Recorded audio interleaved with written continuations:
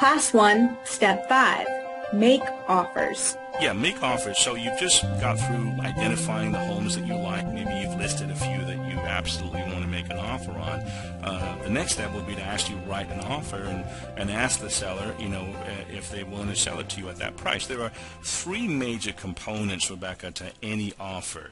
And without these three components, your offer is incomplete. The first one is price. Of course, it's actually the one that folks think about the most, forgetting about steps number 2 and 3. So I'm going to come back to price last. Let's talk about steps number 2 and 3, the terms. The terms of your offer are basically an understanding between you and the seller that pertains to different things to do with the purchase other than the price that you're willing to purchase at. For example, when will I get possession of the house, Mr. Seller? When are you going to move out? Hey, let's come to an agreement that you're going to be out at 5 o'clock on Wednesday the 31st. That's considered one of the terms of the offer. Who's going to pay for the home warranty? Hey, we've agreed on the price, but who's going to pay for the home warranty? How much of an earnest deposit do you need me to put down? Can I get away with just $500 or $100? Or are you going to help me with prorated property taxes or paying some of the association dues? Or is that gazebo going to stay? Are the built-in fans going to stay? These are terms of the offer. They're not the price, but they're just as important. A common term of the offer that we see more often than we probably should is will the seller rent back from you for, say, 30 days or something after you close and purchase. Maybe the seller needs time to move out, or maybe you need time to relocate there, and so one of the terms of the offer might be, hey, seller, can you rent the home back from me for 30 days? Well, as I said, terms is one of them. The other one is contingencies, which I like to call them, the way out or ways out.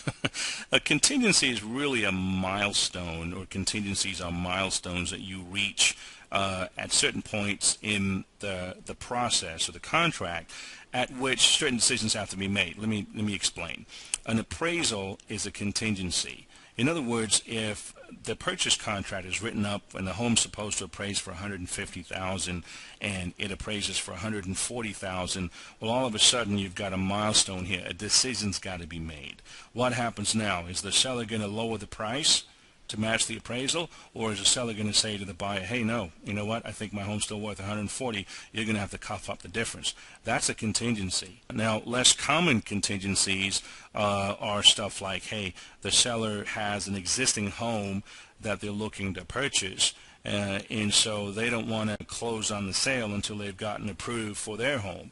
And so a contingency might be the deal's not going to close until the seller's approved for their other purchase. So there's various things that could be considered contingencies. A contract has many milestones or crossroads, if you would, which when those are reached, the buyer's got a way to opt out of the deal without loss. Now, FHA and VA financing particularly have added protection for the buyer's earnest deposit in the event that the contingency period runs out. And if you call our office, we'll talk to you about that more in detail. So you've talked about price, terms, and contingencies. Do I need to have more than one offer ready? On the same home, no. I will say this, Rebecca, that if you've done your homework regarding all the stuff that we talked about earlier, like market data, inventory trends, comparable sales, the CMA, the days, and you're clued up with the market, offering the right price is not going to be a problem for you. You're not going to be insulting the seller by making a lowball offer. Now, I always say, to avoid emotional sways, it's always best to make your first offer your best offer. That way, if there's a bidding war and a price war that comes up, you're not going to be swayed and end up offering more than even the property's worth, or you're comfortable with, or you can afford, just because you're caught up in the emotional buzz of 10, 15 people trying to make an offer on that same home.